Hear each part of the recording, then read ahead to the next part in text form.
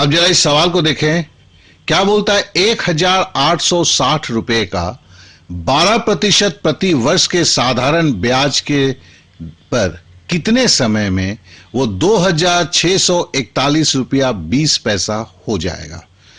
तो ये प्रिंसिपल क्या है 1,860 रुपया, मूलधन है 1,860 रुपया और अमाउंट या मिश्र धन जो है 2,641 रुपया 20 पैसा।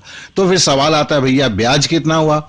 तो ब्याज या इंटरेस्ट, सिंपल इंटरेस्ट निकालने के लिए क्या करेंगे, हम मिश्र धन से मूलधन को घटाएंगे या अमाउंट से प्रिंसिपल को घटाएंगे। तो चलिए हम अमाउंट से प्रिंसिपल को घटा देते हैं। तो 2,641 रुपया 20 पैसे से हम 1,860 रुपया घटाते हैं तो हमें मिलता है 781 रुपीज 20 पैसा। अब हमें समय पूछा गया है, तो समय बराबर क्या होता है, समय बराबर होता है आपका simple interest into 100 divided by principal into rate of interest. तो हमने 781 रुपया 20 पैसा into 100 divided by principal amount जो है 1,860 रुपया इंटू क्या है 12 जो रेट ऑफ इंटरेस्ट है, उसको काट कूट करते हैं तो हमें मिलता है 3.5 ईयर या 3.5 वर्ष।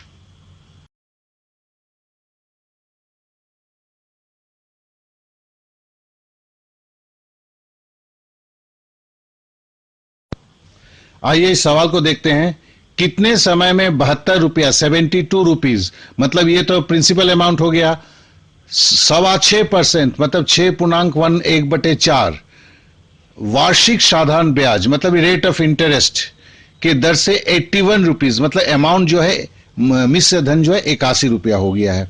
तो देखिए मिश्र धन या अमाउंट 81 रुपया है, मतलब इसमें मूलधन और ब्याज जुड़ा हुआ है। तो हम ब्याज या इंटरेस्ट को निकालने के लिए क्या करेंगे, हम 81 से 72 लेस कर देंगे तो 9 रुपीज हुआ। 9 रुपीज क्या हुआ, साधारण ब्याज हुआ। अब देखिए हम फॉर्मूला क्या है, सिंपल इंटरेस्ट या साधारण ब्याज बराबर होता है P into R into T by 100। तो P क्या है, मूलधन है जो हमें 72 रुपया दिया हुआ है, इंटू आर, आर बराबर क्या है देखिए 6.25% मतलब 4×6 = 24 और 1 25/4 तो गुना 25/4 और गुना समय हमें पता नहीं है तो माना समय टी ले लिया बाई 100। इससे अगर हम टी निकालते हैं तो क्या होता है, टी बराबर क्या हो जाएगा 9 इंटू 4 इंटू 100 को 400 लिख दिया डिवाइडेड बाई 72 इंटू 25 काट कूट के क्या आएगा 2 ईयर आएगा। बस आंसर हो गया, सो इजी। अब जरा इस सवाल को देखें, यदि किसी आदमी को अपनी पूंजी के 1/4 भाग पर 3% ब्याज मिलता है, मतलब उसका जो मूलधन है उसका 1/4 पर उसको 3% रेट ऑफ इंटरेस्ट मिलता है, 2/3 पर 5% और बैलेंस पर 11% रेट ऑफ इंटरेस्ट मिलता है, तो उसे समग्र पूंजी पर मिलने वाला मतलब टोटल प्रिंसिपल अमाउंट पर उसको कितना प्रतिशत ब्याज मिलता है। तो देखिए इसमें इक्विवेलेंट रेट ऑफ इंटरेस्ट के बारे में पूछा गया है और ये वेरी सिंपल है, हम लोग एक सिंपल वे में इसको निकालेंगे किसी भी तरह के कॉम्प्लेक्सिटी को हटा के। चलिए आते हैं देखते हैं कैसे किया जाता है। तो देखिए पहले हमने क्या किया, बोला था कि 1/4 पर 3% तो 1/4 इंटू 3 लिख दिया, प्लस बोलता है 2/3 पर तो 2/3 इंटू 5 लिख दिया, प्लस अब बोलता है बैलेंस, बैलेंस क्या होगा देखिए हम रेशियो क्या कहते हैं फ्रैक्शन में एक संपूर्ण होता है तो 1 - 1/4 - 2/3 मतलब ये दोनों जो 1/4 और 2/3 भाग का तो उसको रेट ऑफ इंटरेस्ट मिल गया, उसको लेस करेंगे और उसके ऊपर 11% का ब्याज मिलता है, ठीक है ना।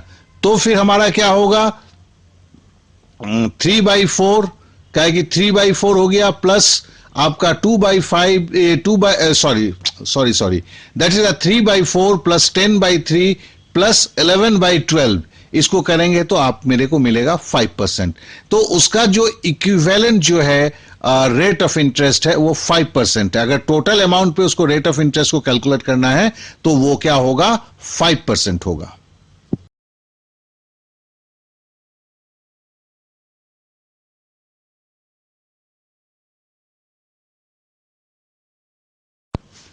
अब जरा इस सवाल को देखें, बोलता है 7,300 रुपए का 5% वार्षिक ब्याज की दर से 11 मई 1987 से 10 सितंबर 1987 तक, देखिए ब्रैकेट में क्या लिखा है, दोनों दिन सम्मिलित का साधारण ब्याज या सिंपल इंटरेस्ट कितना होगा।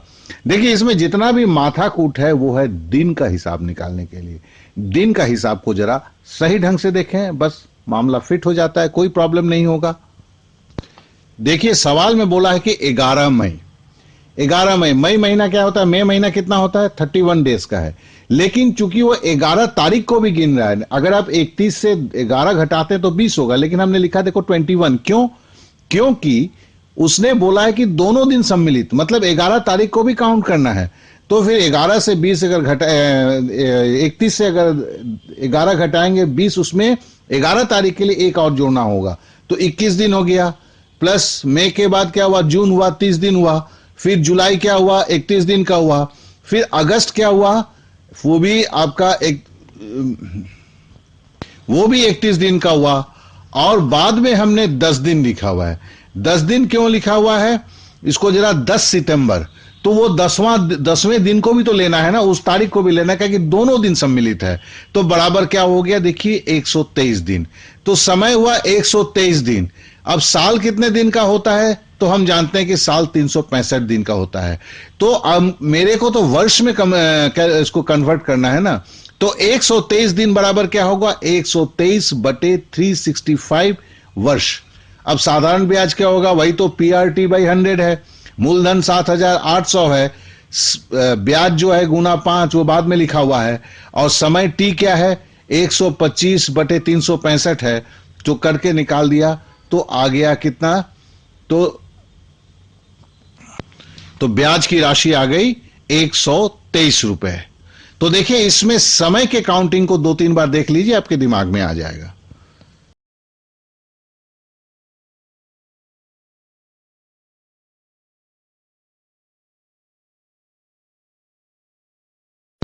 जरा इस सवाल को देखें, बोलता क्या है कि वो धनराशि, मतलब वो प्रिंसिपल अमाउंट कितना है जो 5% वार्षिक दर से, मतलब रेट ऑफ इंटरेस्ट, और बोलता है 365 दिन, घबराइए नहीं, भरमाने के लिए दिया है, साधारण ब्याज के दर पर देने पर 2 रुपए प्रतिदिन का ब्याज अर्जित कर ले, मतलब हर दिन 2 रुपए मिलता है। तो महाराज अगर 365 दिन का 2 रुपए करके ब्याज कितना होगा, तो आपका होगा ये 730 रुपया। अब 730 रुपया ब्याज मिलता है, वैसे हम देखेंगे, और रेट ऑफ इंटरेस्ट 5% है, तो फिर हमें मूलधन क्या निकालना है, बहुत ही आसान है। खाली इसमें जो पेंच है बस इसी चीज पे है, इसको एक बार बढ़िया से देख लीजिए। चलिए मैथ को कर लेते हैं फटाफट। तो हम जानते हैं कि मूलधन बराबर क्या होता है, ब्याज गुने 100 बटे समय इंटू दर। तो 730 रुपया तो आपका ब्याज का निकला था। 365 को 2 से जब गुना किया, वो गुना 100 बटे समय क्या है, समय बोलता है 1 साल का है, और रेट ऑफ इंटरेस्ट क्या है, 5 है, तो नीचे हो गया 1 गुना 5। तो अगर इसको हम काट कूट करेंगे तो होगा 14,600 रुपया, मतलब 14,600 रुपीज वो प्रिंसिपल अमाउंट है जिस पर अगर 5% के रेट ऑफ इंटरेस्ट से आपको क्या मिलेगा, ब्याज 730 रुपया मिलेगा। तो जो हिसाब हो जाएगा प्रतिदिन का 2 रुपया ब्याज।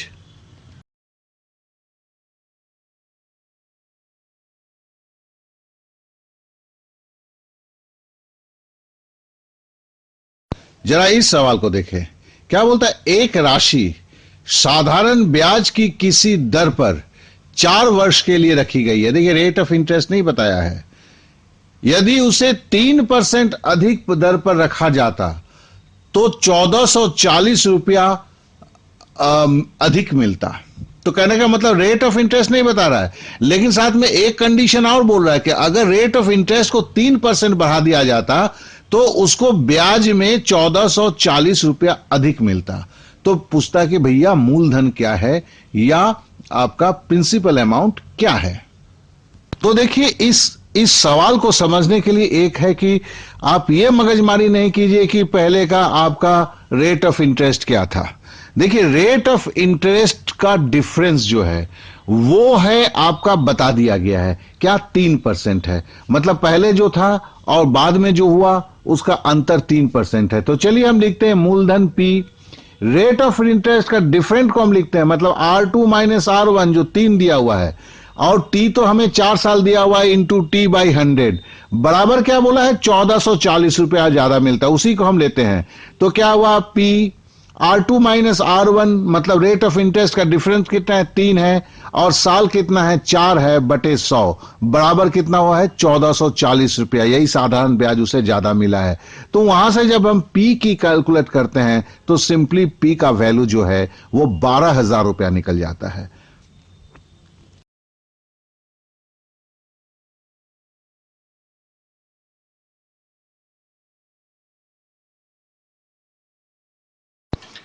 जरा इस सवाल को देखें, यदि मूलधन मतलब प्रिंसिपल अमाउंट और उस पर 1 वर्ष के ब्याज के बाद, मतलब ब्याज मतलब इंटरेस्ट हो गया, मिश्र धन का मतलब हो गया अमाउंट, मिश्र धन मतलब होता है मूलधन प्लस ब्याज का अनुपात 10:12 है, मतलब अगर मूलधन 10 है तो मिश्र धन मतलब मूलधन प्लस ब्याज बराबर 12 है, तो वार्षिक ब्याज की दर कितनी होगी। तो देखिए इसको जैसे किया गया है इसे बहुत तरह से किया जाता है, लेकिन ये कहीं आपके सोच के साथ जाता है। हम लिख देते हैं मूलधन बटे मिश्र धन बराबर 10/12। अब हम इसको उलट देते हैं तो मिश्र धन बटे मूलधन क्या होगा 12/10 हो जाएगा, लेकिन मिश्र धन बराबर क्या है मूलधन प्लस ब्याज बटे मूलधन, तो हम लिख सकते हैं मूलधन प्लस ब्याज बटे मूलधन बराबर 12/10। अब देखिए अगर हम इसको तोड़ते हैं तो क्या होगा, एक होगा मूलधन बटे मूलधन प्लस ब्याज बटे मूलधन, अब मूलधन बटे मूलधन बराबर 1 हो गया, तो 1 प्लस ब्याज बटे मूलधन हो गया 12/10।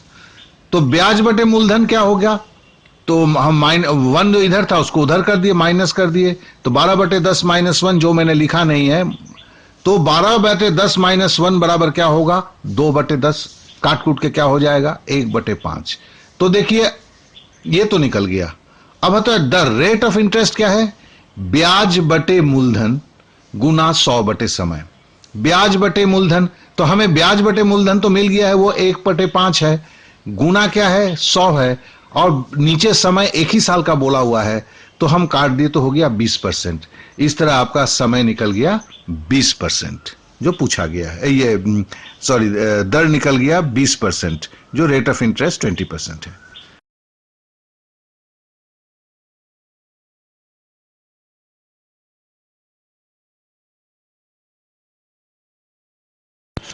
अब जरा इस सवाल को देखें, 10% वार्षिक ब्याज की दर से किसी निश्चित समय के बाद एक निश्चित मूलधन मतलब प्रिंसिपल अमाउंट और साधारण ब्याज का अनुपात जो है 10:3 है, तो निवेश किए गए धन की अवधि कितने वर्ष की होगी, मतलब समय निकालना है। एक चीज ध्यान देंगे यहां पे जो पहले अभी किया हुआ है उसी तरह है, यहां बोलता है मूलधन और साधारण ब्याज का अनुपात दिया हुआ है, मूलधन और साधारण ब्याज का अनुपात, तो यहीं से हमें बहुत सारे हिंट मिल जाते हैं, क्योंकि हम समय बराबर क्या जानते हैं ब्याज बटे मूलधन गुना 100 बटे दर, समय बराबर फिर से बोलता हूं ब्याज बटे मूलधन गुना 100 बटे दर, तो ब्याज बटे मूलधन क्या है तो दिया ही हुआ है 3/10 है, फिर गुना 100 है, और दर क्या है दर तो बोल ही दिया है आपका रेट ऑफ इंटरेस्ट 10% है, तो हो गया क्या 3/10 इंटू 100/10, तो बराबर क्या होगा 3 वर्ष 3 years, आपका आंसर निकल गया।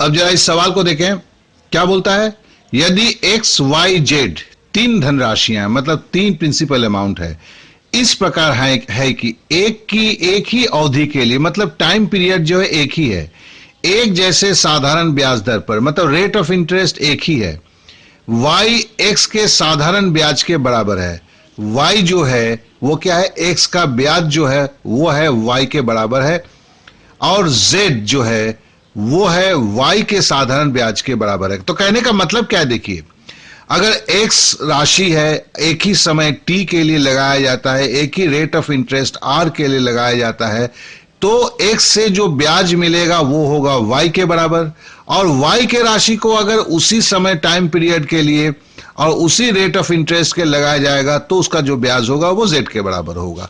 चलिए इसको पहले हम लिखते हैं तो हमें समझ में आ जाता है। तो हम जानते हैं कि ब्याज बराबर क्या होता है, मूलधन गुने समय गुने दर बटे 100, अर्थात PRT बाई 100।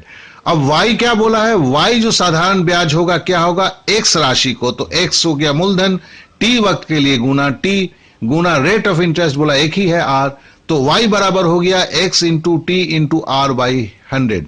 उसी तरह z का क्या बोला है, z के केस में क्या होगा, प्रिंसिपल अमाउंट y हो जाएगा, तो z बराबर हो गया y, समय तो एक ही है इसलिए t हुआ, r भी एक ही है r हुआ बाई 100।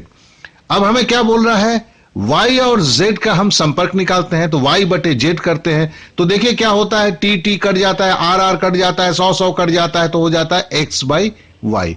हमें संपर्क का बोला हुआ है, तो संपर्क क्या होगा, आप देखें y को y से गुना हो गया, y स्क्वायर बराबर zx। यस, यही संपर्क खड़ा रहता है। तो ये जो क्वेश्चन है, देखिए ये क्वेश्चन अगर थोड़ा देखा जाए तो एकदम थोड़ा सा हटके है, लेकिन ये देखिए आपको 2013 में ये 10+2 में आया था।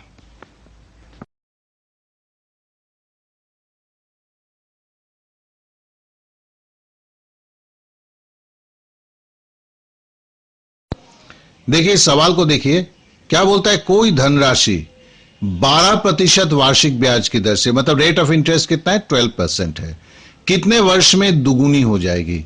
दुगुनी हो जाएगी का कहने का मतलब क्या है, रुपया तो अंडा नहीं देता है, उसमें ब्याज आता है। आपने 100 रुपया रखा, दुगुनी हो जाएगा मतलब 200 रुपया हो जाएगा। तो 100 रुपया तो आपका था, तो आपको 200 कैसे बन गया, चूंकि 100 रुपया उसमें ब्याज आ गया। तो चलिए अगर 100 रुपया दुगुनी हो जाती है तो इसका मतलब होता है 100 रुपया आपका है जो मूलधन है, और ब्याज जो है वो 100 रुपया हुआ। तो अभी यहां पे इसको हिसाब से हम चलिए सवाल को करते हैं। तो सवाल में क्या है, हम जानते हैं कि मूलधन 100 रुपया है, ब्याज 100 रुपया, चलिए लिख दिया। अब समय बराबर क्या होता है, ब्याज बटे मूलधन गुने 100 बटे दर। अब ब्याज बटे मूलधन, तो ब्याज 100 रुपया है, मूलधन भी 100 रुपया है, तो 100 बटे 100 लिख दिया, फिर गुना 100 लिखा, और रेट ऑफ इंटरेस्ट कितना बोला है, 12, नीचे 12 लिख दिया। तो क्या खड़ा हो गया, 100 गुना 100 बटे 100 गुना 12, काट कूट के आ गया 25 बटे 3। तो 3 अटे, तो देखिए 3 अटे 8.1 बटे 3 वर्ष आएगा। 1 बटे 3 वर्ष का मतलब है क्या है, 12 महीने का वर्ष होता है, तो 1 बटे 3 गुना 12 बराबर हो गया 4 महीना। तो 8.1 बटे 3 को क्या किया, 8 लिखा, प्लस 1 बटे 3 गुना 12 किया, तो 12 चूंकि महीना है इसलिए साल का, तो हो गया 3 से कट गया 4 हो गया, तो क्या 8 वर्ष 4 महीने।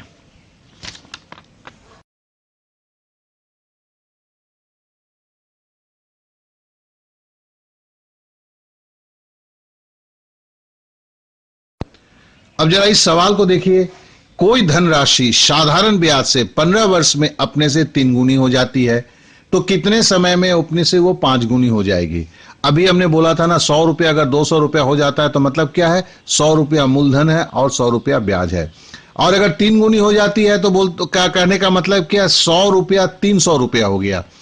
300 रुपया अगर हो गया तो ब्याज कितना आया भैया, 300 माइनस 100, तो हम इसको लिख सकते हैं 3 गुना में ओरिजिनल जो गुना हुआ है वो दुगुना हुआ है, 1 गुना तो मूलधन था। तो चलिए हमने लिखा 3 गुना बराबर 3 माइनस 1 बराबर 2 गुना। फिर बोलता है कि 5 गुना हो जाएगा, हम अपने थ्योरी में करते हैं 5 माइनस 1 बराबर 4 गुना। अब सीधा एक एक नियम मारते हैं महाराज, 2 गुना हो जाता है 15 साल में, 1 गुना हो जाएगा 15 बटे 2 साल में, 4 गुना हो जाएगा 15 बटे 2 गुना 4 बराबर हो गया 30 साल। हो गया मैथ, वेरी सिंपल।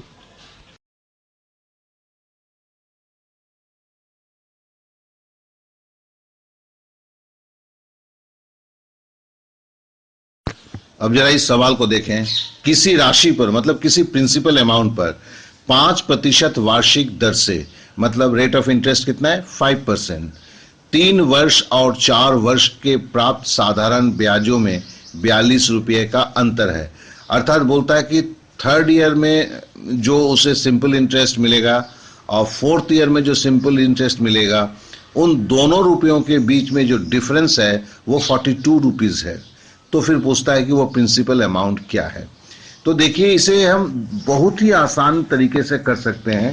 कैसे किया, जरा इसको हम देखते हैं। हम पहले 4 से 3 घटा दिए, मतलब 4 वर्ष का जो सिंपल इंटरेस्ट था और 3 साल का जो सिंपल इंटरेस्ट था, उन दोनों को मैंने उनका अंतर बोला हुआ है। तो अंतर का मतलब क्या है, ये 1 वर्ष का ब्याज है, अर्थात 1 साल का ये इंटरेस्ट है और वो 42 रुपीज है। क्योंकि हम जानते हैं कि सिंपल इंटरेस्ट जो है वो बराबर ही जो प्रिंसिपल अमाउंट के ऊपर होता है 1 साल का, वो कांस्टेंट अमाउंट होता है, उसमें कोई चेंजेस नहीं होता है। तो हम ये पकड़ लेते हैं। और ब्याज दर कितना है, 5%। देखिए, हमने एक एक नियम से इस मैथ को बनाया हुआ है। वो क्या किया है, हमने बोला हुआ है 5 रुपया ब्याज है जब आपका मूलधन है 100 रुपया, प्रिंसिपल अमाउंट 5 रुपया ब्याज है, तो 1 रुपया ब्याज होगा, कब होगा, 100/5। और क्या है, कितना रुपया, 42 रुपया है। तो क्या होगा, 100/5 इंटू 42 बराबर क्या हुआ, 840 रुपया। तो इसे हम इस तरीके से बड़े प्यार से कर सकते हैं।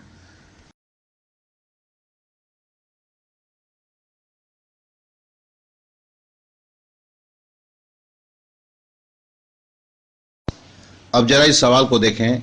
2 भिन्न बैंकों से 500 रुपए के 2 वर्ष में प्राप्त होने वाले ब्याजों का अंतर जो है वो केवल 2 रुपया 50 पैसा है।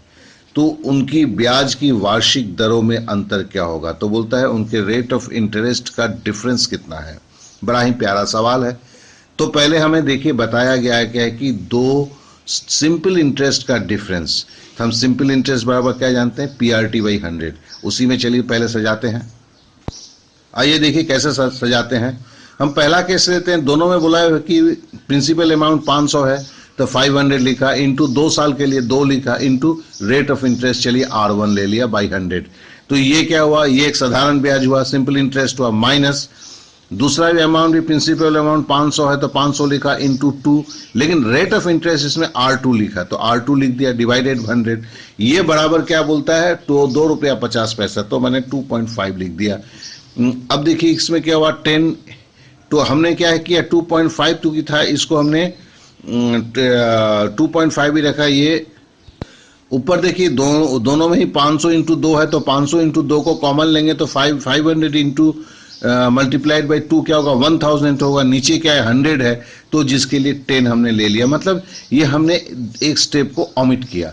तो 10 इंटू R1 माइनस R2 बराबर क्या होगा, 2.5। तो R1 माइनस R2 बराबर क्या होगा, 2.5/10 बराबर 0.25%। तो यही निकल गया कि दोनों के रेट ऑफ इंटरेस्ट में जो डिफरेंस है दैट इज होगा 0.25%। बड़ा प्यारा है ना, बड़े फटाफट होता है ना ये सवाल।